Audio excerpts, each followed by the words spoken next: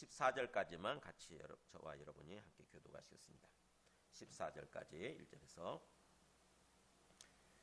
구약 페이지 19쪽입니다.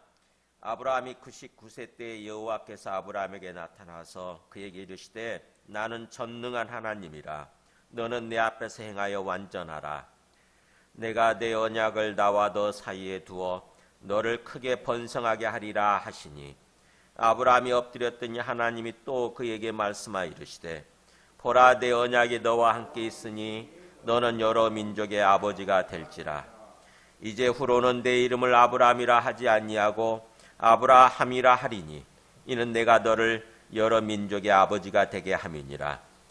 내가 너로 심히 번성하게 하리니 내가 내게서 민족들이 나게 하며 왕들이 내게로부터 나오리라. 내가 내 언약을 나와 너 및 내 대대 후손 사이에 세워서 영원한 언약을 삼고 너와 내 후손의 하나님이 되리라.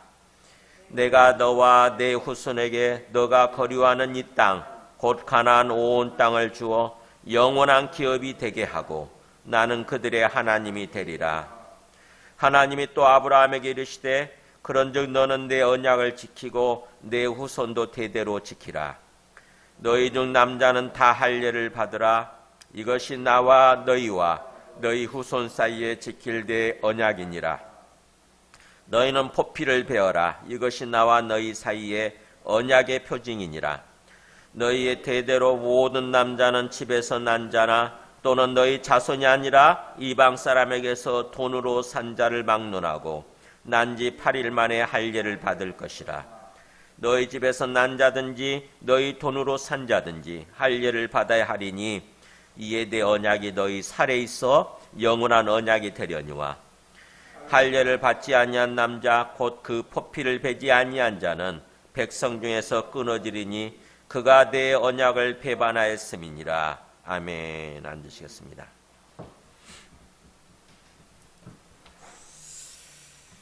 네, 성경 통독 잘하고 계세요? 저는 지금 한번 끝내고 다시 처음부터 시작해서 읽고 있습니다. 전체 성경 통독을 하면서 보니까 성경을 관통하는 핵심 주제가 뭔지가 분명해지는 것 같아요. 창세기부터 요한계시록까지 성경을 관통하는 핵심 주제가 뭐냐? 바로 오늘 17장에서 말씀하는 하나님의 언약을 기억하는 거예요. 하나님께서 우리에게 오셔서 우리와 언약을 체결하셨잖아요. 계약을 맺은 거예요. 계약. 그 언약, 계약이라고 이제 하지 않고 언약이라고 그러죠. 말씀으로 맺었으니까 말씀으로 약속을 했다 그래서 언약 그렇게 표현하거든요. 영어로 카비넌트, 히브리어로 베리트, 잘랐다 이런 뜻이죠. 잘랐다, 베리트. 그러니까 고기를 짐승을 가운데를 딱 잘라가지고 언약식을 체결했잖아요. 15장에서.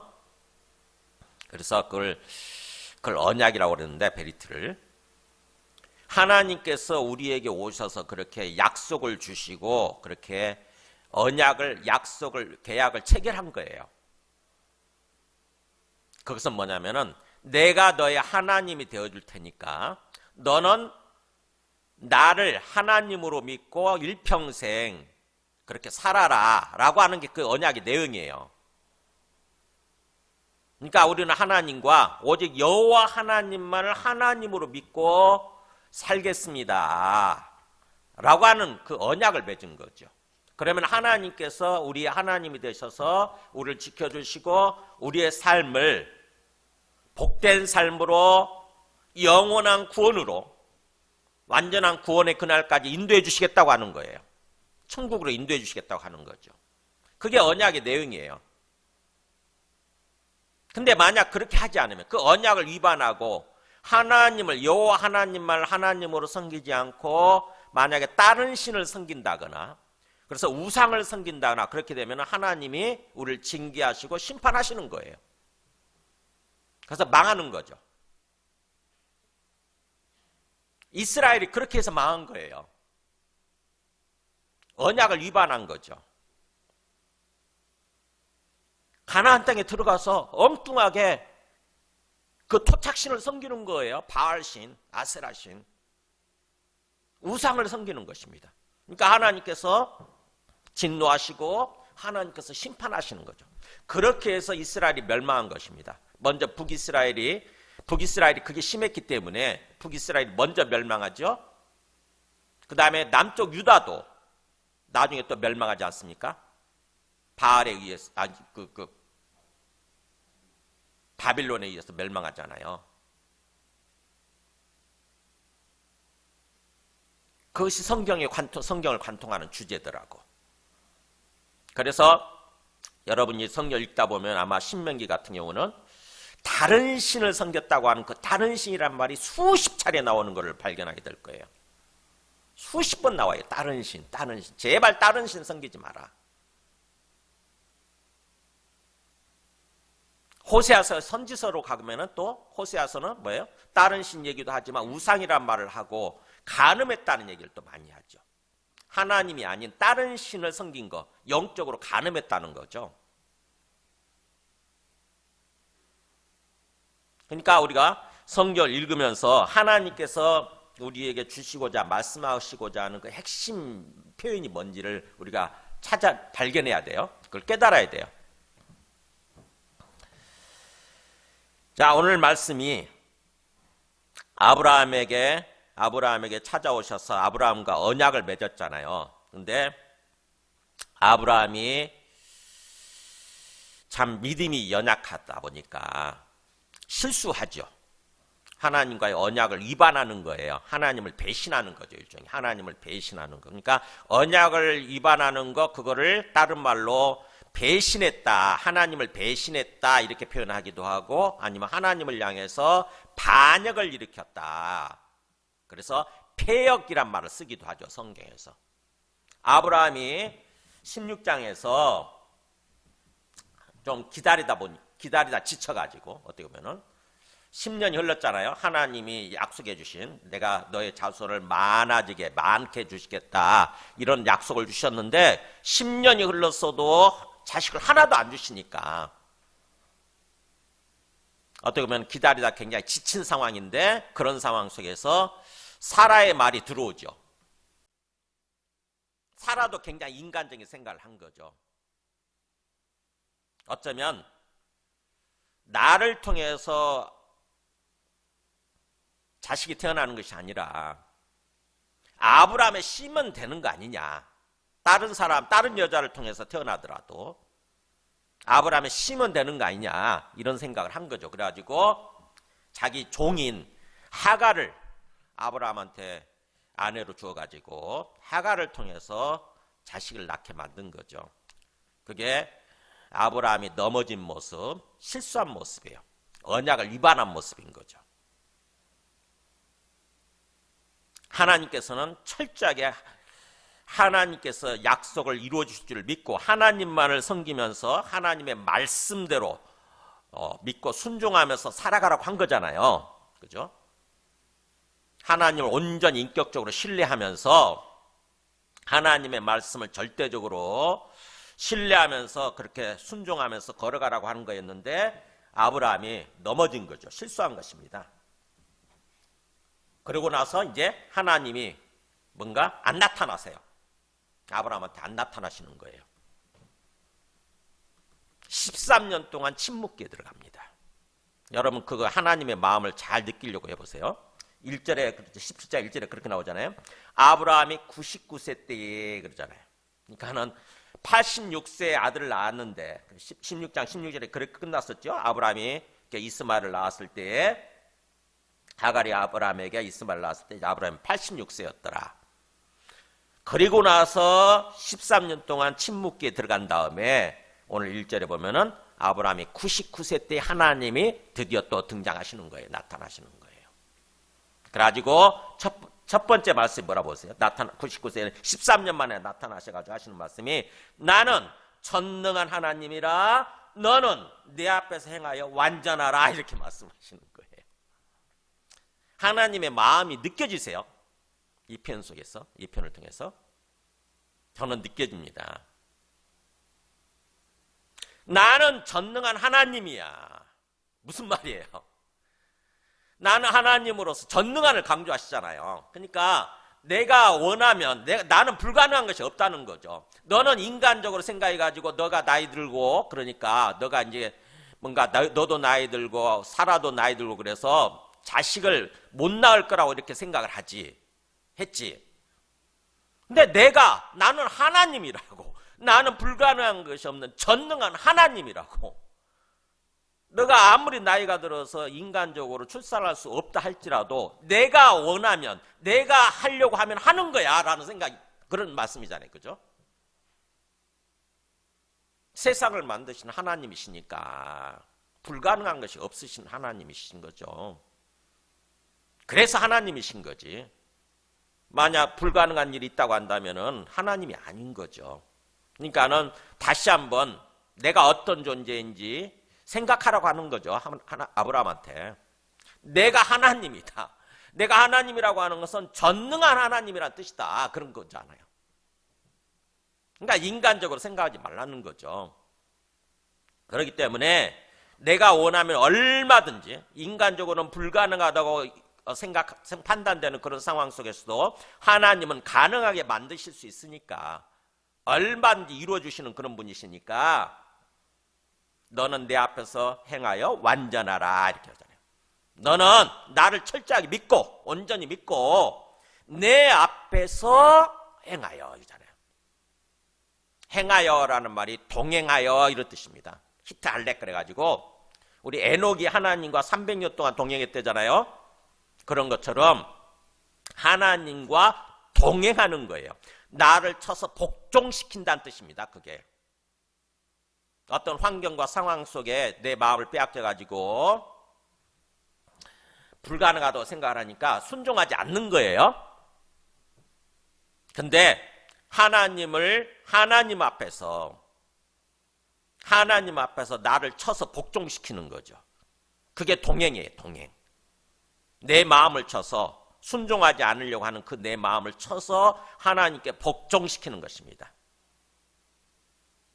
그게 동행이에요. 동행. 여기서 동행하여 그런 뜻이에요. 너는 내 앞에서 나와 함께 동행하여. 그러니까 항상 하나님을 의식하는 거죠. 하나님이 살아계시니까 그 하나님을 살아계신 하나님으로 받아들여서 인격적으로 믿는 것입니다. 인격적으로. 하나님이 지금 내 앞에 살아계신다. 하나님이 나를 보고 계신다. 그 하나님 앞에서 동행함으로써 온전해져라 이거죠. 완전하라. 이게 완벽하게 행동해라 이런 뜻이 아니에요. 우리 인간은 완벽하게 행동할 수 없잖아요. 완전한 존재가 될 수 없어요. 뭐냐면은 우리 영혼의 상태가 그런 뜻이에요. 우리 영혼의 상태가 온전해져라, 건전해져라, 건강해져라 그런 뜻이에요. 그러니까 하나님을 믿는 상태, 우리 영혼이 하나님을 온전히 인격적으로 신뢰하는 상태가 그게 완전한 거예요. 그렇게 되면 자연스럽게 우리 행동도 어떻게 보면은 온전해져 가겠죠. 그래서 그러면서 덧붙이죠. 2절에서 내가 내 언약을 나와 너 사이에 두어서 너를 크게 번성하게 하리라. 여기서 내가라는 말이 굉장히 강조되어 있습니다. 원래 이런 표현이 없는데 안 써도 되는데 히브리어는 동사 속에 주어가 포함되어 있거든요. 근데 특별하게 그 주어를 또 별도로 쓰게 될 경우는 강조하는 거예요. 아니라고 하는 요 주어가 강조되어 있어요. 내가 이런 뜻이야. 내가 할 거야. 내가 내 언약, 내가 맺었던 그 언약을 나와 너 사이에 두어서 내가 너를 크게 번성하게 해줄 거야. 너는 자식이 하나도 못 낳을 거라고 생각하는 거지? 아니다. 내가 해줄 거다라는 뜻이에요. 내가. 하나님께서는 자기를 강조하고 있습니다. 내가 내 언약을 나와 너 사이에 두고 내 언약 내가 지키겠다는 거죠. 그래서 너의 자손을 우리는 크게라는 한 말만 번역했지만 크게 강조되어 있습니다. 크게 많아지게 해줄 거야. 걱정하지 말라는 거죠. 그러니까 너의 영혼이 나를 온전히 신뢰하고 내 앞에서 행하면 되는 거고 나와 함께 동행하면 되는 것이고 나머지는 내가 전능한 하나님으로서 내가 해가겠다는 거죠. 내가 해주겠다고 하는 거죠. 이 표현 속에서 하나님의 마음이 좀 느껴지세요? 하나님이 왜 13년 동안 침묵하셨을까 이런 생각이 드세요? 하나님이 아브라함이 하나님을 배신하는 거, 하나님의 언약을 위반하는 것을 보면서 하나님을 신뢰하지 않는 거죠. 그런 걸 보면서 하나님 어떻게 보면 상처를 받으신 거죠. 그죠? 하나님의 마음이 상처를 받으신 거예요. 그게 고통스러워 하시면서. 어떻게 보면 조금 실망했을 수도 있고 하나님이 아브라함을 향해서 상처를 받으신 거고. 그래서 침묵하신 거예요. 13년 동안의 침묵 끝에 나타나셔서 하시는 말씀이 조금 뭔가 하나님이 굉장히 목소리가 이렇게 조금 높아져 있고 뭔가 그런 게 좀 느껴지십니까? 오늘 성경을 이렇게 입체적으로 읽어야 돼요. 성경을 입체적으로 읽으면서 하나님의 마음을 알려고 해야 돼요. 항상. 아브라함이 그 하나님 마음을 알고 납작 엎드리잖아요. 그죠? 3절에 아브라함이 엎드렸더니 거잖아요. 땅에 코를 박은 거예요. 얼굴을 확 박은 거예요. 그게 엎드리다 뜻입니다. 미안하잖아요. 아브라함이 굉장히 부끄럽기도 하고 창피하기도 하고 참 굉장히 죄송하잖아요. 그죠? 그러면서 또 그래도 13년 만에 또 나타나 주신 게 굉장히 감사하기도 하지요. 아마 그런 마음일 거예요. 그래서 어떻게 보면은 하나님이 왜 끝까지 침묵하시지 않고 13년 만에 그래도 나타나셨을까요?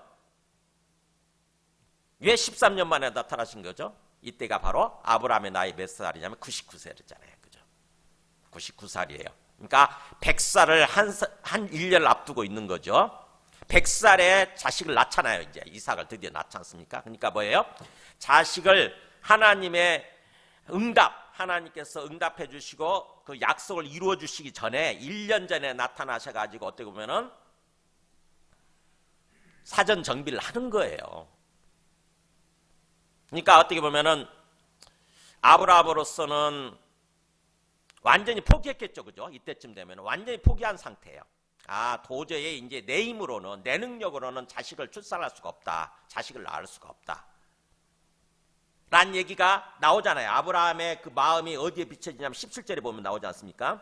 17절에 하나님이 자식을 낳게 해주겠다고 그러는데도 불구하고 17절에 아브라함이 뭐라고 표현하고 보세요. 아브라함이 엎드려서 웃으면서 그랬잖아요. 납작 얼굴 땅에다 박고 쳐박고 속으로 웃는 거예요. 속으로 웃으면서 마음속으로 이르되 그러잖아요. 마음속으로 자기 자신한테 뭐라고 하냐면 100세 된 사람이 어찌 자식을 낳을까 그러잖아요.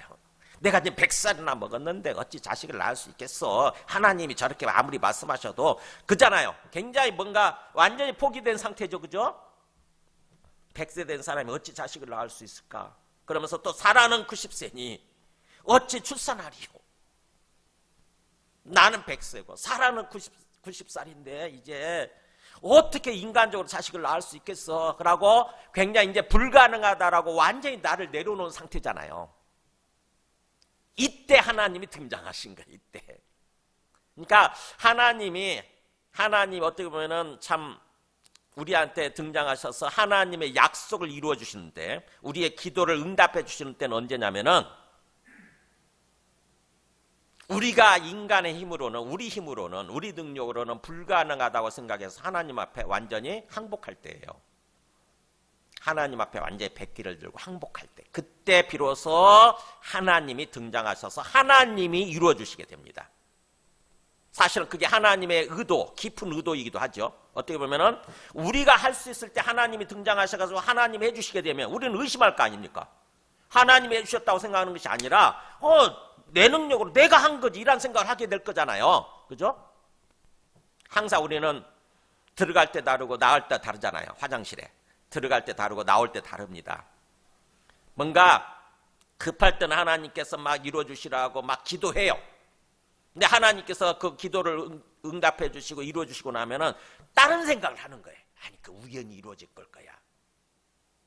아니면 뭔가 내가 운이 좋아서 내 능력으로 내가 뭔가 했을 거야. 이런 생각을 하는 거죠. 그런 사람들 많습니다. 막 급하면 저한테 와서 기도 제목을 주면서 기도 부탁을 해요. 아이 목사님, 제가 병원에 갔더니 제 뇌에 무슨 종양이 생겨가지고 제가 곧 있으면 얼마 있으면 죽는데요. 3개월이래요. 3개월. 목사님 기도해 주세요. 그래서 저도 급하게 기도했어요. 그래서 놀라운 일이 벌어졌냐면은 그 종양이 없는 걸로 이렇게 나타난 거예요. 병원에 가서 검사했더니. 그랬더니 그분이 찾아와서 그렇게 얘기하는 거예요. 아이고, 그 잘못 오진한 거예요. 잘못 오진한 거. 뇌 종양이 있는 것은 잘못 오진한 거예요. 또 그렇게 얘기를 하는 거예요. 하나님이 치료해 주셨다, 우리 기도 응답을 해 주셨다고 하는 것을 생각하는 것이 아니라 인간적으로 생각하는 거죠. 그래서 하나님은 어떻게 보면은 철저하게 우리 인간적으로 불가능하다고 생각을 할 때, 완전히 내 생각을 내려놓고 오직 하나님만을 의지하고 신뢰할 때, 그때 하나님께서 나타나셔서 우리 기도 응답을 해주신다고 하는 것입니다. 그래야 우리가 하나님께서 해주셨구나, 하나님이 살아계시는구나 라고 진정으로 하나님을 믿게 되고 하나님의 은혜에 감사하면서 그런 삶을 살아갈 거 아닙니까? 하나님은 어쩌면 그때까지 기다리신 거예요. 이렇게 아브라함이. 그래서 로마서 4장 18절에 보면은 하나님이 언제 나타나셔서 그 약속을 이루어주시냐 보면 보세요. 아브라함이 바랄 수 없는 중에 바라고 믿었다. 아브라함이 도저히 기대할 수 없는 중에 그때 하나님이 나타나셨다고 하는 거죠. 그 바랄 수 없는 중에 어떤 뜻이냐면은 그가 백세나 되어 자기 몸이 죽은 것 같고 사라의 태가 죽은 것 같음을 알고도 그렇잖아요. 그러니까 아브라함이 생각할 때 이제 자기가 100살이 됐기 때문에 뭐예요? 자기 몸이 죽었어요. 죽은 것 같고라고 번역을 했지만 원래는 죽었고 그런 뜻이에요. 아기를 출산할 수 없는 상태가 돼버린 거예요. 그리고 또 사라의 태가 죽었음을, 이것도 역시 같음이란 말이 없어야 돼. 원래 죽었음을 알고도, 사라의 태가 죽었어요. 더 이상 월경이 없어요. 더 이상 난자가 생산이 되지 않는다고.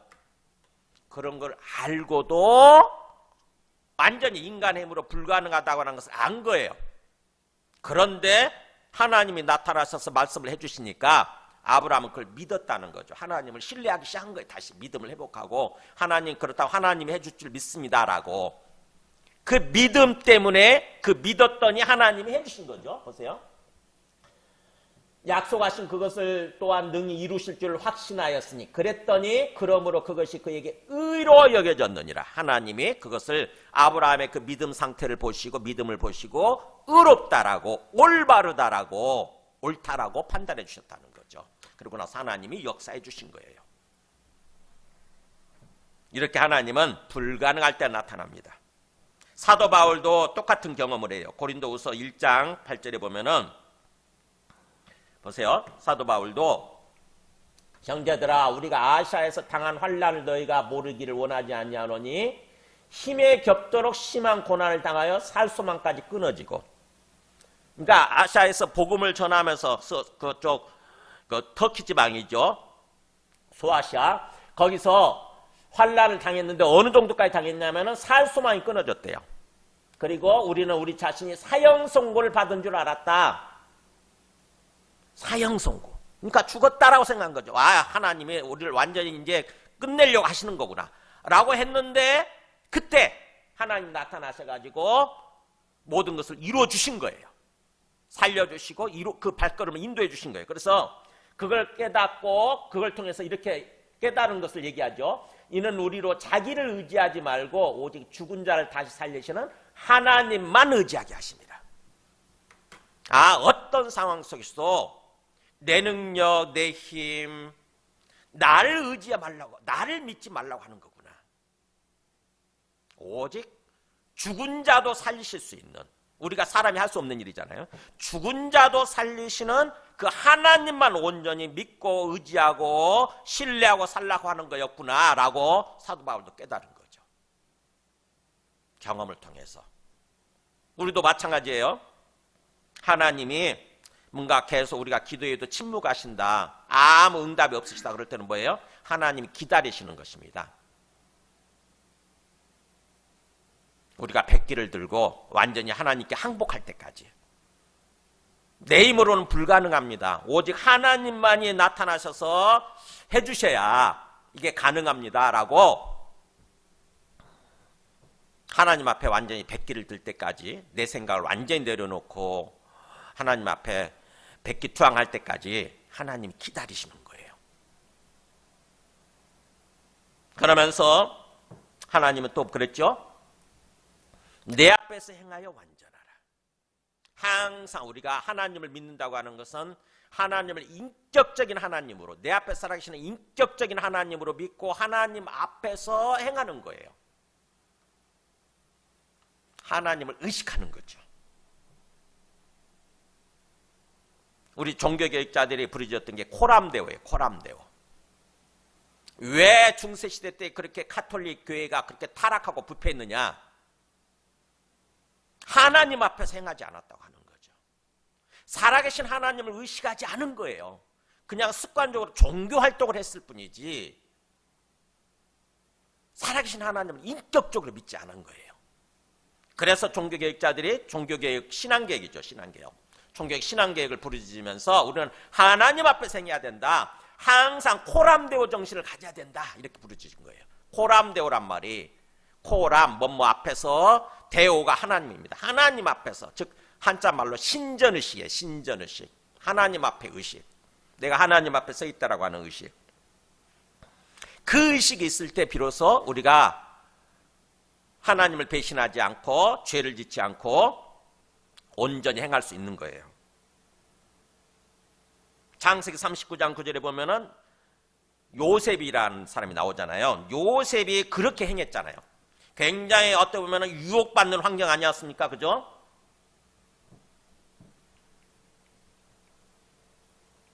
바로의 누구죠? 이름이?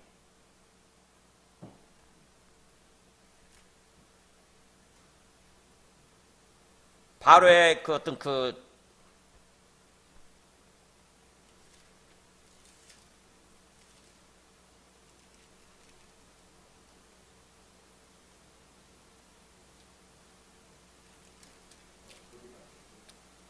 네, 보디발이죠. 보디발. 네.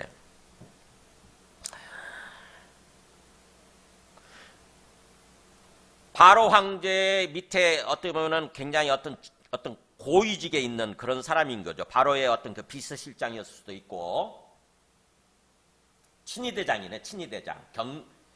경호실장이네, 경호실장. 경호실장인, 바로 황제 경호실장이니까 굉장히 어떤 권력 있는, 권세가 있는 그런 사람이잖아요. 그 보디발의 그 집에 집사로 집의 모든 일을 어떤 섬기는 그런 어떤 집사로 들어갔지 않습니까? 그런데 그 보디발의 아내가 요셉을 자꾸 유혹하는 거죠. 그럴 때 요셉이 그렇게 표현해요. 주인이 이 집에는 나보다 큰 이가 없으며, 당신 빼놓고 나보다 큰 이가 없으며 주인이 아무것도 내게 금하지 아니하였어도 금한 것은 당신뿐이니, 당신은 그의 아내이기 때문에, 우리 주인과 같은 한 몸이기 때문에 당신은 금했지 않습니까? 근데 내가 만약에 그런즉 내가 어찌 이 큰 악을 행하여 하나님께 죄를 지을까, 이렇게 얘기한다고요. 그러니까 하나님을 의식하는 거잖아요. 내가 하나님 앞에서 어떻게 죄를 짓겠습니까? 하나님 지금 내 앞에 살아계시고 나를 보고 계시는데 내가 어떻게 하나님 앞에서 죄를 짓겠습니까? 그래가지고는 뭐예요? 여인이 날마다 요셉에게 청하였으나 요셉이 듣지도 아니할 뿐만 아니라, 그래서 동침하지 아니할 뿐더러 뭐예요? 아예 함께 있지도 아니하더라. 완전히 그 자리, 유혹받는 환경을 피해버렸다고 하는 거죠. 이런 모습으로 살아야 되는 거예요. 이런 모습으로 우리가. 하나님이 뭘 원하실까? 하나님이 나에게 어떻게 행동하기를 원하실까? 하나님의 마음을 아는 거죠. 하나님을 생각하는 거예요. 시편 16편 8절에 보면은 다윗도 그렇게 살았습니다. 다윗도 시편 16편 8절에 한번 보세요. 위에 것만 읽어볼까요? 내가 여호와를 항상 내 앞에 모시며, 이렇게 나오잖아요. 내가 여호와를 항상 내 앞에. 항상 내가 뭐예요? 하나님이 내 앞에 계신다라고 내 마음속에서 그렇게 인정을 하고 하나님을 의식했다는 거 아닙니까? 그렇잖아요. 내 앞에 하나님을 항상 모시며, 하나님 신전의식 속에서 코람데오 정신을 가지고 산 거예요. 물론 이게 약해졌을 때 한 번씩 크게 실수를 하죠. 다윗도 그죠? 근데 평소에는 평생 어떻게 보면 그렇게 삶을 산 거예요. 다윗이. 그래서 하나님께서 다윗을 보시면서 내 마음에 합한 사람이다 라고 기뻐하신 거예요. 그렇게 표현하신 거예요. 내 마음에 합한 사람이다. 하나님은 항상 이렇게 우리 앞에서 보고 듣고 계신다고 하는 것을 성경은 말씀합니다. 시편 139편에도 변하잖아요. 이렇게 변하잖아요. 이것도 다윗이 지은 거지만 다윗이 어떻게 보나 보세요. 하나님 어떻게 생각하시나? 여호와여 주께서 나를 살펴보셨으므로 나를 아시나이다. 하나님이 항상 나를 살펴보시고 있기 때문에 나를 모든 걸 아신다는 거죠. 그래서 내가 앉고 일어선 것도 아시고 나의 생각도 밝히 아시고 내가 나의 모든 길 행하는 거 내가 눕는 것도 살펴보셨으므로 나의 모든 행위를 익히 다 알고 계십니다라고 표현하잖아요.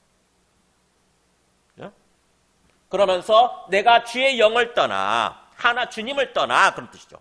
영으로 계신 주님이시니까 주의 영을 떠나 어디로 가며 주님 앞에서 내가 어디로 피하리까 그잖아요. 내가 아무리 피하고 뭔가 숨는다 할지라도 주님은 다 보고 계신다는 거죠. 이런 정신을 가지고 사는 것입니다. 우리가 고람대오 정신을 가지고 주님 앞에서 그렇게 지금 하나님이 아브라함한테 나타나서 그렇게 얘기하는 거예요. 너는 내 앞에서 행하여 내 앞에서 나와 동행하여 너를 쳐서 복종시켜서 완전하라. 나머지는 내가 할 거야 라고 말씀하시는 거죠. 하나님을 온전히 신뢰하고 하나님 앞에서 행하면 나머지는 주님께 행해 주겠다고 하는 거죠. 이게 아브라함한테 13년 만에 나타나서 주시는 첫 번째 메시지예요. 첫 번째 메시지. 그러면서 두 번째 하나님이 어떤 식으로 조치를 하신가 보세요. 3절부터 8절까지 보면 아예 하나님이 첫 번째 조치가 아예 이름을 바꿔주십니다. 아브라함의 이름을 바꿔주세요. 뭐라고 그러냐면은 4절에 그잖아요. 보라 내 언약이 너와 함께 있으니 너는 이제 여러 민족의 아버지가 될 거다라고 어떻게 보면 앞으로 미래 비전을 얘기하시죠. 내 언약이 너와 함께 있어서 너는 여러 민족, 그러니까 뭐예요? 모든 민족이죠. 열방이라고 그러잖아요. 열방 한자말로 모든 민족, 열방의 아버지가 될 거야. 온 세상 사람들 구원하셔서 그 구원받은 사람들이 시조가 되는 거죠. 시조, 조상이 되는 거예요. 그러면서 이제 후로는 너의 이름을 아브라함이라고 하지 말고 아브라함은 어떻게 보면 그 이름도 어떻게 보면 좀 존귀한 자란 뜻이에요. 존귀한 자, 고귀한 자, 아버지란 뜻인데 그걸 아예 아브라함이라고 바꾸라고 하잖아요. 아브라함. 함은 백성이란 뜻이니까 민족, 백성이란 뜻이에요. 그래서 너는 여러 민족의 아버지가 되게 함이니라. 그러니까 내가 너로 하여금 여러 민족의 모든 열방의 아버지가 되게 할 거니까 아브라함이라고 불러라 이거죠. 지금부터 이제 아브라함이라고 부르지 말고 아브라함이라고 불러라. 그러면서 거기 5절, 6절, 7절, 8절 보세요. 뭘 강조하나? 계속 내가로 시작이 되죠. 6절에 내가, 7절도 내가, 8절도 내가 그러죠. 내가 너로 심히 번성하게 해서 너에게서 민족들 나올 거고 왕들 나올 거고 7절에서 내가 내 언약을 너와 너의 대대 후손 사이에도 세워서 영원한 언약이 되게 할 거고 그러니까 영원한 언약이죠. 사라지는 언약이 아니라 영원한 언약이 되게 하고 나는 하나님이 될 거야. 하나님 너의 후손이 하나님으로 될 거야. 그러니까 하나님으로 나를 하나님으로 알고 영원토록 섬기라고 하는 거죠. 영원토록. 그게 영원한 언약이죠. 그 다음에 또 8절에서 내가 너와 너의 후손에게 너가 거류한 이 땅, 이제 땅 약속이죠. 이 땅 곧 가나안 모든 땅, 가나안 온 땅을 주어서 영원한 기업이 되게 하리라. 그래서 나는 그들의 하나님이 될 거야. 또 그러잖아요. 내가 하나님으로서 이 땅을 영원한 땅으로, 영원한 기업으로, 영원한 소유로 이렇게 줄 거다라고 하는 거죠. 그것을 믿고 이름을 아브라함이라고 부르면서 항상 기억하라고 하는 거죠. 그잖아요. 우리가 하루에도 몇 번씩 이름을 부를 판인데 이름을 부를 때마다 생각을 할 거 아닙니까? 맞다, 하나님이 나를 아브라함이라고 이렇게 이름을 고쳐주셨지. 나는 열국의 아버지가 될 거라고. 열국의 아버지가 될 거라고 하나님께서 이렇게 약속해 주셨지. 이걸 생각하게 되는 거죠. 하나님의 언약, 하나님의 약속, 하나님의 비전, 하나님의 꿈을 계속 생각하게 되는 거예요. 내 이름을 부를 때마다. 도저히 잊을 수가 없는 거죠. 그죠? 도저히 잊을 수가 없는 거예요. 아예 이름을 부르니까. 사라의 이름도 바꿔주시죠. 16절에서 보면은 아예 15절 보세요. 하나님이 또 아브라함에게 이르시되 너의 아내 사레는 이름을 사레라고 하지 말고 지금부터 사라라고 해라. 사라. 사레는 나의 공주란 뜻인데, 공주란 뜻이 공주. 근데 이제 사라 그러면은 열국의 어머니란 뜻이에요. 열방의 어머니, 열방의 어머니. 그러니까 사라 이름도 마찬가지인 거죠. 아브라함과 사라가 서로 이름 부를 거 아닙니까? 물론 부를 때 이름 부르는지 아니면 그냥 여보 그렇게 부를지는 모르지만 어쨌든 이름이니까, 상대방 이름이니까 항상 생각할 거잖아요. 그죠? 열국의 아버지요 이렇게, 또 열국의 어머니요 이렇게 부를 거 아닙니까? 이름을 부를 때마다 그걸 기억하게 되는 거죠. 하나님의 언약을 기억하게 되는 거예요. 그러니까 하나님이 그렇게 그야말로 어떻게 보면 정말 어떤 지혜로운 아주 탁월한 조치를 해놓잖아요. 여러분 혹시 여러분의 이름을 지을 때 누가 지었는지 모르지만 부모님이 지으셨겠죠. 부모님이 여러분의 이름을 지을 때 그 부모님이 어떤 그 부모님의 기대, 부모님의 꿈이 뭔지 아세요? 아무렇게나 짓지 않잖아요. 그죠? 부모가 자기 자식의 이름을 지을 때는 아무렇게나 짓지 않거든요. 굉장히 고민합니다. 저는 우리 예빈이 이름을 지을 때 우리 사랑의 모든 목사님들한테 메일을 보내가지고 3일 동안 난리를 쳤어요. 우리 딸 이름을 지어내라고. 그래서 이름이 찬양할 예 경배할 빈이에요. 예빈. 평생 동안 하나님을 찬양하고 경배하는 삶을 살아라 라고 예빈이를 지은 거예요. 그 이름 속에 예빈이에 대한 저의 어떤 그 바람, 저의 소망이 담겨 있는 거죠. 진정으로 하나님을 알고 하나님을 믿고 하나님께서 우리에게 원하시는 게 그거잖아요. 하나님께 영광 돌리는 삶을 사는 건데, 하나님께 영광 돌리는 게 뭡니까? 하나님 앞에 나와서 예배드리면서 하나님을 찬양하고 하나님을 경배하는 거예요. 우리를 향한 하나님의 목적이 실현되는 거죠. 그런 삶을 살려고 이름을 지은 거예요. 그래서 여러분의 이름 속에 담겨 있는 어떤 부모님의 어떤 기대, 그걸 소망을 잘 생각해 보시기 바랍니다. 저는 저의 이름을 몰랐어요. 저의 이름이 뭔지 몰랐는데 한자말로 가만히 보니까, 제가 예수 믿고 나 생각해 보니까 제 이름에 놀랍게도 방자가 모방자거든요. 모퉁이 방자예요. 모퉁이 방자. 그리고 환자가 빛날 환자예요.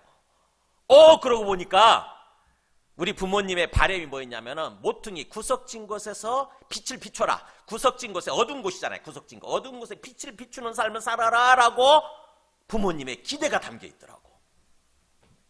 그러니까 보니까 하나님이 또 하나님의 바람이기도 하고 하나님의 기대이기도 한 거예요.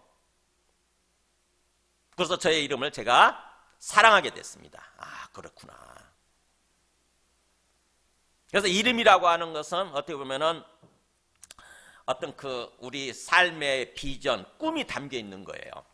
하나님께서 그렇게 13년 만에 아브라함한테 나타나셔가지고 아예 그 조치를 취해 놓으신 거죠. 취해 주신 거죠. 이름을 바꿔주시는 거예요. 열국의 아버지로, 아브라함으로. 열국의 어머니 사라로 이름을 아예 바꿔주신 거예요. 우리도 어떻게 보면 우리 모두는 그리스도인이라고 하는 이름을 받았죠. 그렇죠? 예수님 믿고 나서 그리스도인이라고 하는 이름을 받았습니다. 우리 모두는 그리스도인이에요. 그게 무슨 뜻이에요? 그리스도인. 그리스도에게 속한 사람이란 뜻이에요. 그리스도에게 속한 사람, 그리스도인, 그리스도를 대변하는 사람. 그 이름에 부끄럽지 않게 살아야 돼요. 살려고 해야 돼요. 나를 통해서 그리스도가 드러난다고 하는 거죠. 내가 엉터리같이 살면은 사람들이 그리스도를 욕해요. 하나님을 욕하게 됩니다. 근데 내가 정말 나는 그리스도인이야. 나는 그리스도를 대신하는 자고 그리스도를 드러내는 어떤 그런 존재야. 이런 생각을 하고 거기에 부끄럽지 않게 살려고 그러면은 나를 통해서 그리스도가 드러나는 거죠. 하나님이 인정받고 하나님이 칭찬받는 거예요. 사람들이 하나님을 인정하게 되는 거예요. 오늘날 한국교회가 뭔가 추락하고 세상 사람들로부터 욕을 먹는 이유가 똑바로 그렇게 살지 않았기 때문에 그래요. 내가 그리스도인이라고 하는 그 이름을 잊어버린 것입니다. 하나님께서는 앞으로 아브라함한테 삶을 살아가면서 앞으로의 삶을 살아가면서 너는 이제 아브라함답게 살아라. 열국의 아버지답게 살아라. 열국의 아버지라고 하는 정체성을 가지고 살아라 라고 이렇게 말씀해 주시는 거죠. 그러면서 또 두 번째 조치입니다. 두 번째 조치 9절부터 14절까지 보세요. 하나님이 또 아브라함에게 이르시되 그런즉 너는 내 언약을 지키고 너의 후손도 대대로 지키라 라고 하는, 이제 지키라, 앞으로 너는 여기서 지키라란 말을 강조하는 거예요. 너는 내 언약을 꼭 지키고 너의 후손도 대대로 계속 지키라. 그러면서 그걸 지키기 위해서 뭐라고 하냐면은 너희 중 남자는 다 할례를 받으라 이렇게 얘기해요. 말씀을 잊어버리지 않고 말씀을 잘 기억하고 말씀을 잘 지키기 위해서 아예 할례를 받으라. 할례는 뭔지 아시죠? 거기 11절 나오잖아요. 너희는 포피를 베어라. 그러면서 이것이 나와 너희 사이 언약의 표징이냐 이렇게 얘기하는 거예요. 포피를 베는 게 할례인데 그 할례가 바로 뭐냐면은 사실은 언약의 표징이라는 것입니다. 그 자체가 언약이 아니라 언약을 드러내주는, 언약을 보여주는 표징이라는 거죠. 사인, 표시라는 게 표시. 그러니까 어떻게 보면은 몸에 어떻게 보면 아예 언약 자체를 내가 언약 받았다고 하는 거, 하나님과 언약을 맺었다고 하는 그것을 아예 몸에다 새기는 거죠. 표시를 몸에다 새기는 거예요. 마치 문신하듯이, 문신 새기듯이 표시를 새기는 거예요. 그러면 그걸 볼 때마다 생각을 하게 되지 않습니까? 그죠? 문신이 어쩌면 성경적으로 굉장히 좀 잘못된 거지만 문신을 새기는 사람들은 그걸 할 거 아닙니까? 항상 문신을 보는 거죠. 항상 이렇게. 문신 왜 새겨요? 기억하기 위해서, 마음속으로 생각하기 위해서 새기는 거잖아요. 할례가 그런 거죠. 할례가. 특히 남자는 뭐예요? 하루에 몇 번씩 화장실에 갈 때마다 보는 거죠. 할례를 통해서 내가 하나님과 언약을 맺었지. 내가 하나님과 언약 맺은 하나님의 백성이지 라고 하는 것을 항상 기억하고 생각하게 되는 거예요. 내가 내 마음대로 살면 안 되고 하나님의 언약대로, 하나님과 맺은 언약대로 하나님의 백성으로서 삶을 내가 살아야지라는 생각을 하게 되는 것입니다. 그것을 위해서 하나님께서 할례를 아예 몸에 새기라고 이렇게 말씀하신 거죠. 언약 받은 그 표시를 몸에 새겨라. 그러면서 너만 새기는 것이 아니라 너의 뒤를 따르게 될 모든 사람들, 너의 자손뿐만 아니라 또 뭐예요? 너와 함께 살고 있는 사람들 나오죠? 이방 사람이지만 돈으로 산 자를 막론하고 그렇게 나오지 않습니까? 12절에.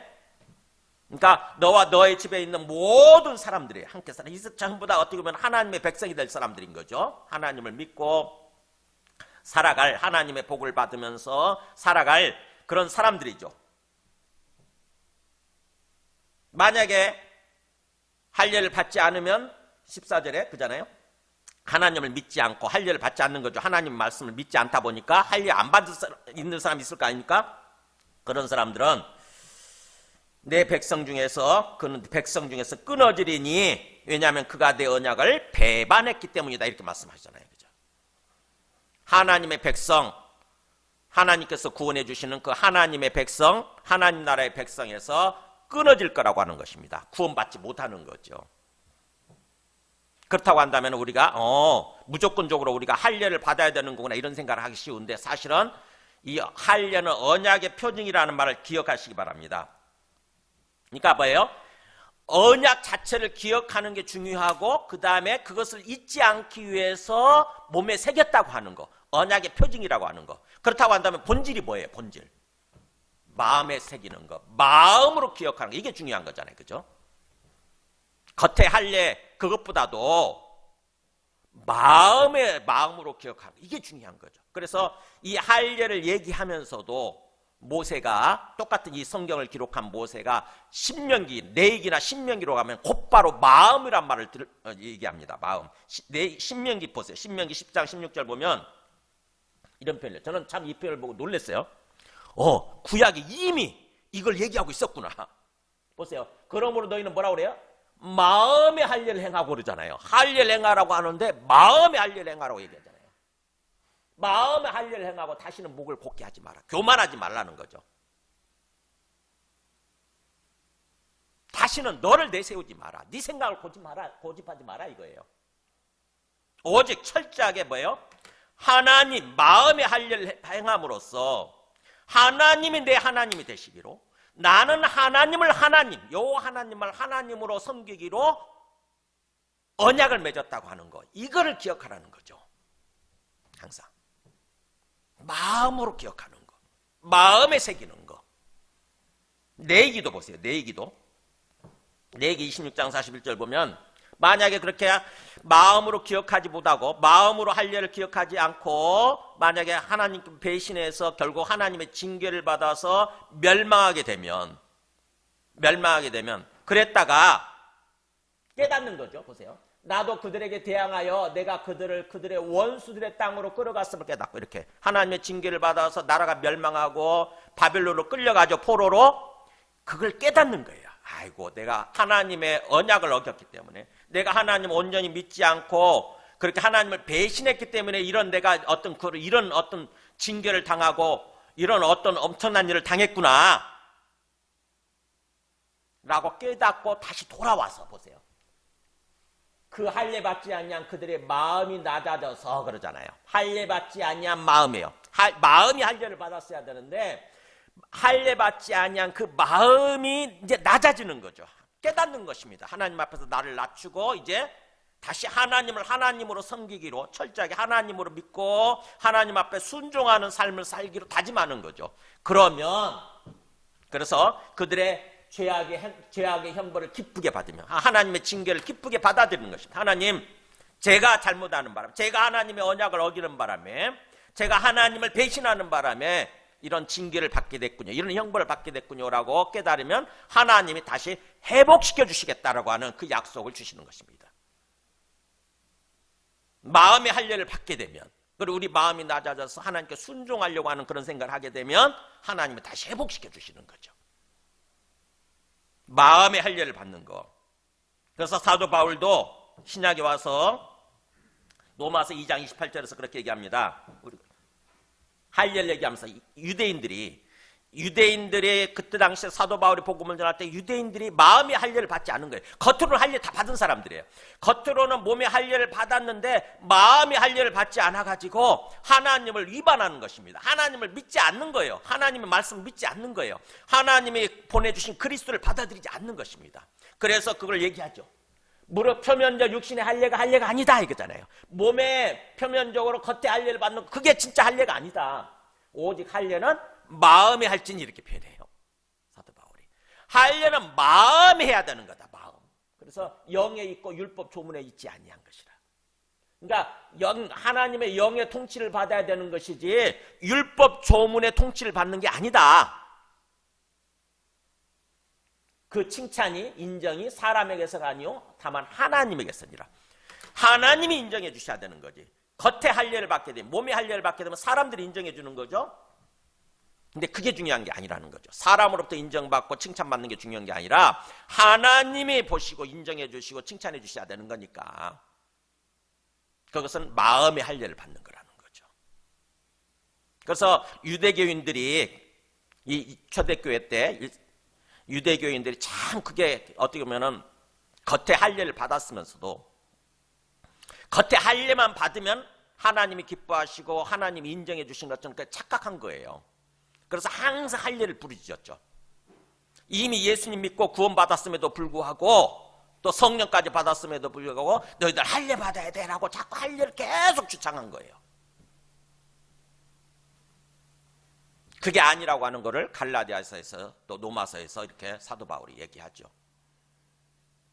할례는 마음의 할례를 받는 거다. 그리고 겉에 할례 받는 거 그게 중요할 수도 있지만 그게 중요한 게 아니다 라고 얘기를 하죠. 갈라디아서 6장 15절에서 그렇게 얘기하잖아요.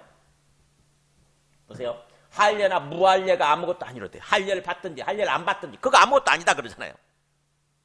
그러면서 뭐라고 합니까? 오직 새로 지으심을 받는 것만이 중요하다. 새로 지음 받는 거.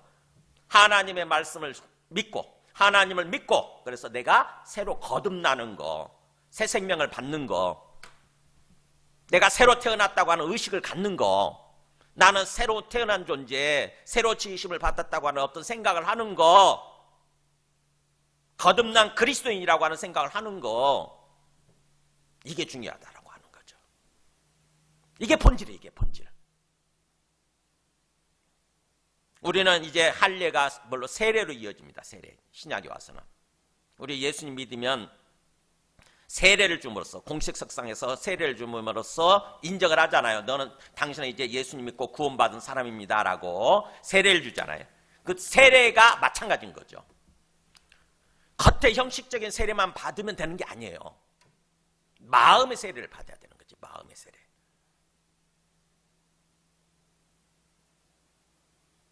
그래서 골로새서 2장 11절 12절에 그렇게 표현하죠. 그리스도 안에서 그 안에서 그리스도 안에서 너희가 손으로 하지 아니한 할례를 받았다. 손으로 하지 아니한 할례, 즉 그것은 육신의 몸을 벗는 건데 바로 그리스도의 할례를 받았다 이렇게 표현하죠. 그리스도의 할례. 이게 세례예요. 이게 그리스도의 할례. 그러니까 육신을 따라가는 것이 아니라 이제부터는 영을 따라가는 거죠. 하나님의 영, 성령을 따라가는 우리 마음이 성령을 따라 행하는 그런 그리스도의 할례를 받은 거, 그게 세례라고 하는 것입니다. 그걸 생각하라는 거죠. 그래서 너희가 세례로 여기 나오잖아요. 세례로 그리스도와 함께 장사되었고, 너희 옛사람은 죽었어요. 옛사람은 죽었고 이제는 죽은 자들 가운데서 그를 일으키신 하나님의 역사를 믿음으로 말미암아 이제 그 안에서 함께 일으키심을 받았느니라. 새 생명을 받았다는 거죠. 새로운 생명으로 다시 부활했다고 하는 것입니다. 새 생명 의식을 가지고 살라고 하는 거죠. 이게 하나님의 두 번째 조치예요. 이렇게 아예 할례를 통해서 언약의 표징을 아예 몸에 새기고 살아라 이거죠. 항상 뭐예요? 하루에도 몇 번씩 볼 때마다 그래 나는 하나님과 언약 맺은 사람이지. 하나님이 나에게 언약을 주셨고 약속해 주셨고 하나님께서 이루어 가시지. 난 하나님 앞에서 온전한 믿음을 가지고 하나님을 신뢰하면서 살면 돼 라고 하는 생각을 하라는 거죠. 아브라함은 이 말씀을 듣고 처음에는 뭔가 의심하면서 막 그랬지만 결국 받아들입니다. 하나님이 19절에서 그랬죠. 아브라함이 18절에서 이때까지도 제대로 안 믿었던 것 같아요. 아브라함이 이 하나님께 아뢰되 이스마엘이나 하나님 앞에 살기를 원하나이다. 내가 지금 100살 먹었는데 뭐 어떻게 자식을 낳고 사라는 90살 먹었는데 어떻게 자식을 출산할 수 있겠어요. 그냥 이스마엘, 저 이미 태어난 이스마엘이나 하나님 앞에서 그렇게 표현하죠. 그렇죠. 아브라함의 믿음이기도 하네. 이스마엘이나 하나님 앞에서 잘 살기를, 그렇게 하나님 표현하신 대로 하나님 앞에서 잘 살기를 그렇게 원합니다. 그렇게 해주세요. 그랬더니 아니다라고 강조하시죠. 하나님이 아니야. 19절에 아니라 너의 아내 사라가 너에게 아들을 낳을 거고 그의 이름을 아예 이삭이라고 불러라 했잖아요. 이삭 웃음이라 뜻이에요. 웃음. 왜 웃음이라고 그랬을까? 아브라함이 웃었잖아요. 또 사라도 그 얘기를 듣고 웃거든요. 에이 내가 90살이나 먹었는데 무슨 내 나이에 나 자식을 낳아. 근데 실제로 자식을 낳잖아요. 그래가지고 자식을 낳았을 때 진짜로 사라가 와 나로 웃게 하셨다 이렇게 얘기하죠. 기쁘게 하셨다는 뜻이야. 내 마음을 기쁘게 웃음으로 채워주시는 거죠.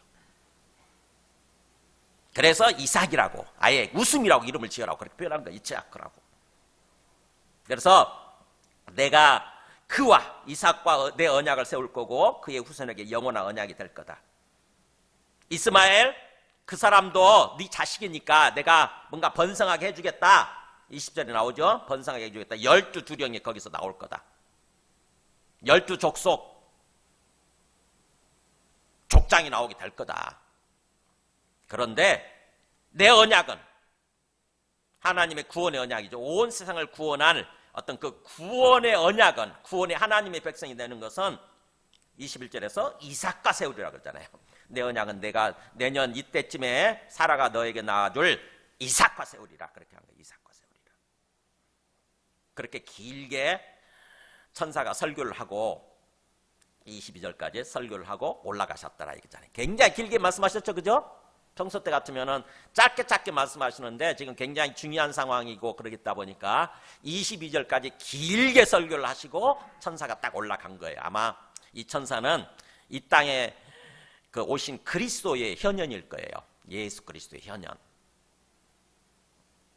하나님의 아들 예수 그리스도가 그렇게 나타나셔서 아브라함에게 말씀해 주신 것입니다. 아브라함이 그 말씀을 듣고 딱 결심을 했죠. 믿기로. 그래가지고 23절부터 27절까지는 하나님이 말씀하신 대로 그날 곧바로 행하죠. 그죠? 23절에 이 아브라함이 하나님이 자기에게 말씀하신 대로 이날에 그잖아요. 이날에 곧바로 할례를 행합니다. 다. 자기도 지금 99세지만 자기도 할례 받고, 그 다음에 이스마엘이 그때 13살이었던 것 같아요. 이스마엘도 바로 할례 받고, 그 다음에 집안의 모든 남자들 다 데려다가 다 할례를 행하는 것입니다. 그러니까 뭐야? 아브라함이 즉각적으로 순종하는 거죠.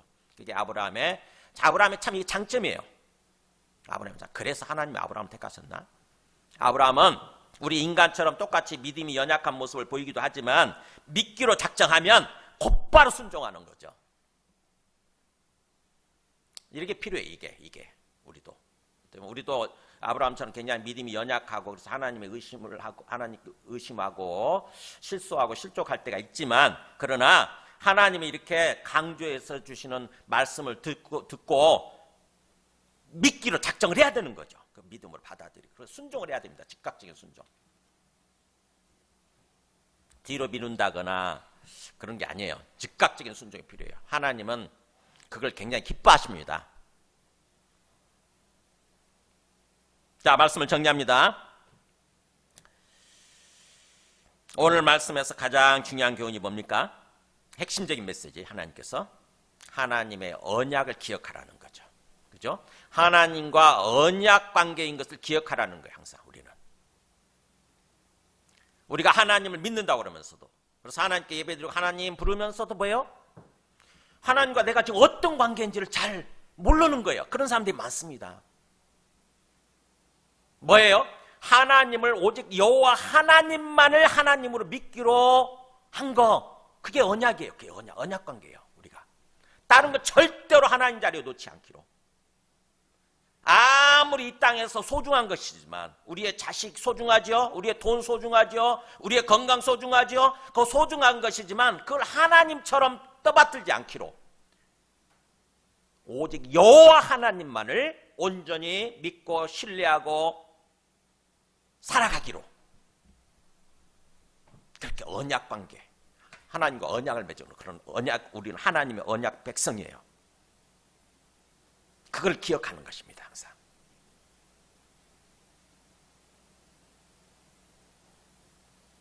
우리가 참 이 땅 삶이라고 하는 게 관계 속에서 살잖아요.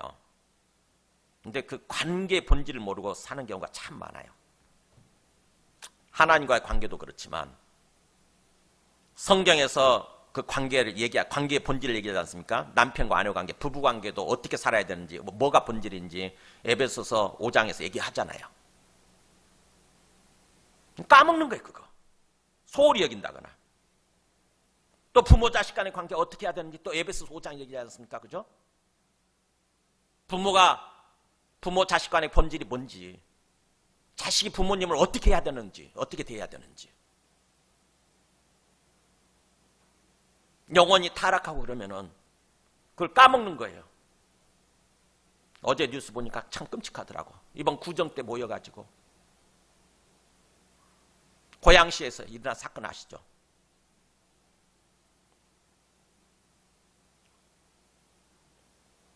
아들이 어머니를 죽인 거예요. 술 처먹고.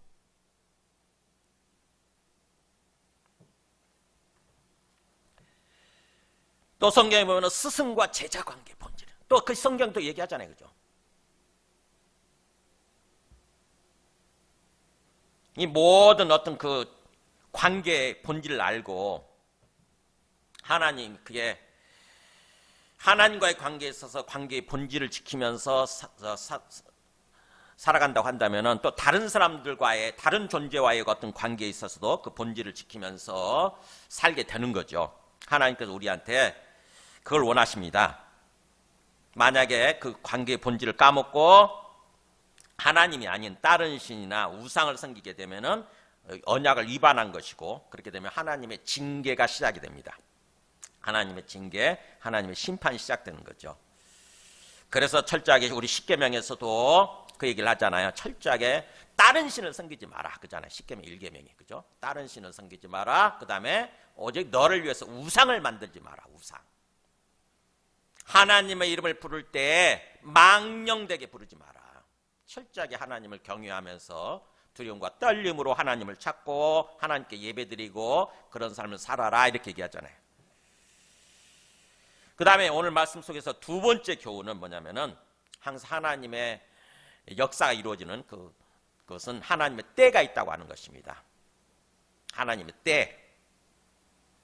그럴 때 항상 우리는 항상 그 하나님의 때를 기다리면서 살아야 되는 거예요. 참 힘들지만, 그죠? 힘들지만 내가 원하는 때하고 틀리기 때문에 하나님의 때가 되기를 기다리면서 살아야 되는 거죠. 그 기다릴 때 힘드니까 하나님을 생각하고 하나님을 바라보고 하나님 앞에서 기도하면서 삶을 살아야 되는 거예요. 항상 하나님의 역사가 이루어지는 때는 하나님의 때가 임해야 이루어진다고 하는 것입니다. 그래서 그 하나님의 때를 기다리면서 좀 힘들어도 하나님을 바라보면서 하나님 앞에서 삶을 살아야 된다고 하는 것입니다. 참 우리 삶의 성패는, 우리 인생의 성패는 얼마나 언약을 기억하고 그 언약을 대로 사느냐, 언약을 지키면서 사느냐 하는 거예요. 하나님의 언약을 지키면서 사느냐, 거기에 따라 우리의 삶의 성패가, 우리 인생의 어떤 성패가 달려있다고 하는 거, 꼭 그것을 기억하시기 바랍니다. 우리 함께 찬송하고 기도하겠습니다. 찬송 540